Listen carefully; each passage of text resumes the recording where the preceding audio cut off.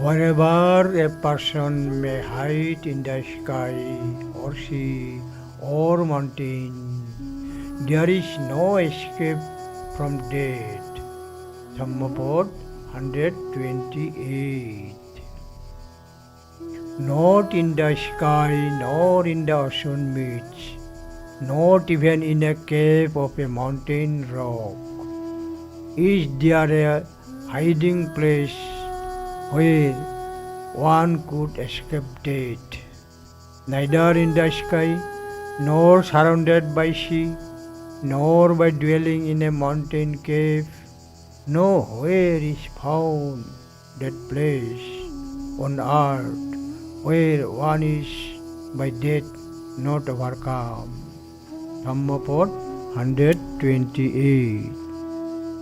No অন্তলিক্ষে ন সমুদ্র মধ্যে ন পব্বত্তানং বিবরং পরিচ্ছং ন বিজ্যোতি সো জগতিপ্পদেশ